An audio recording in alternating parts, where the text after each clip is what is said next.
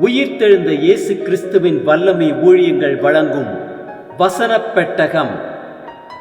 இயேசுவே கர்த்தர். இயேசுவையே தேவன் ஆண்டவரும் கிறிஸ்துவுமாக்கினார். இயேசுவே ராஜாதி ராஜா, கர்த்தாதி கர்த்தா.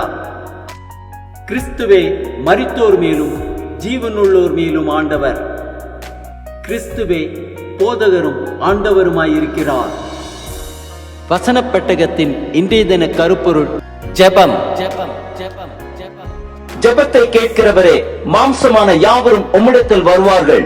ஜெபத்தை குறித்ததான வேத வசனங்களை பார்க்கலாம். 1 சாமுவேல் 2:1 வாசிக்கிறோம்.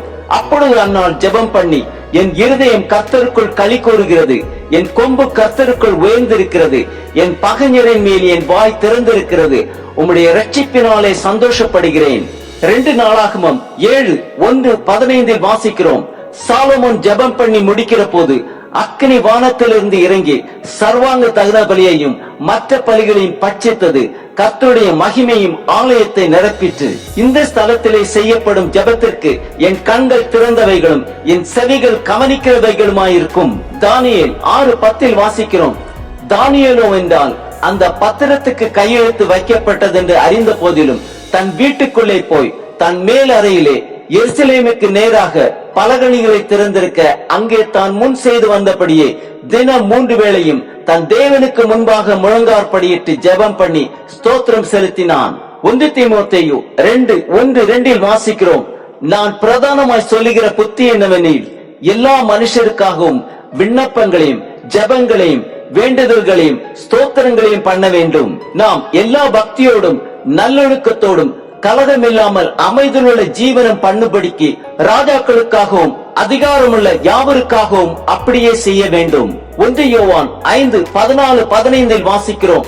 நாம் எதையாகிலும் அவருடைய சித்தத்தின்படி கேட்டால் அவர் நமக்கு செவி கொடுக்கிறார் என்பதே அவரை பற்றி நாம் கொண்டிருக்கிற தைரியம். நாம் எதை கேட்டாலும் அவர் நமக்கு செவி கொடுக்கிறார் என்று நாம் அறிந்திருந்தோமானால் அவரிடத்தில் நாம் கேட்டவைகளை பெற்றுக் கொண்டோம் என்றும் அறிந்திருக்கிறோம். யோவான் 17:15 வாசிக்கிறோம்.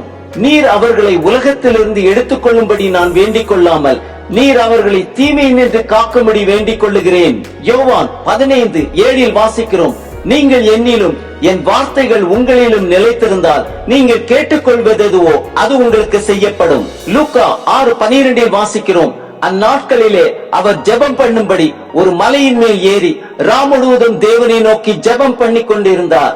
நீதிமொழிகள் 28:9 வாசிக்கிறோம். வேதத்தை கேளாதபடி தன் செவியை விலக்குகிறவனுடைய ஜெபம் அருவருப்பானது. சங்கீதம் 145:18-19 வாசிக்கிறோம்.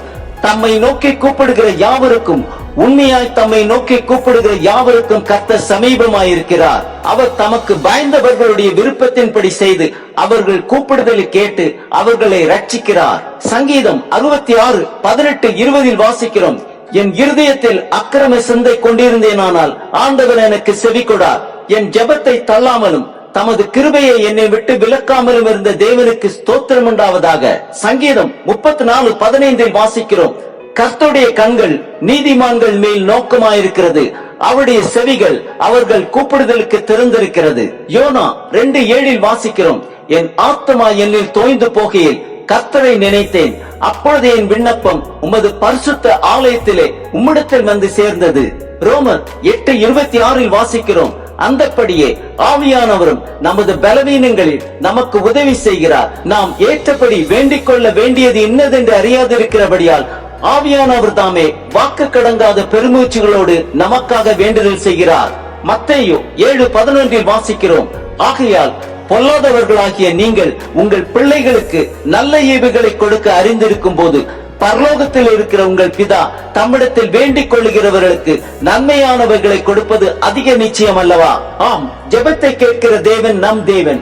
நாம் இரக்கத்தை பெறவும் ஏற்ற சமயத்தில் சகாயம் செய்யும் கிருபையை அடையவும் தைரியமாக கிருபாசனத்தண்டையிலே சேரக்கடவும். தானியேலை போல அன்னாளை போல நம் தேவனுக்கு முன்பாக முழங்காற்படியிட்டு ஜெபம் பண்ணி ஸ்தோத்திரம் செலுத்தி ஆசீர்வாதங்களை பெற்றுக் கொள்வோம்.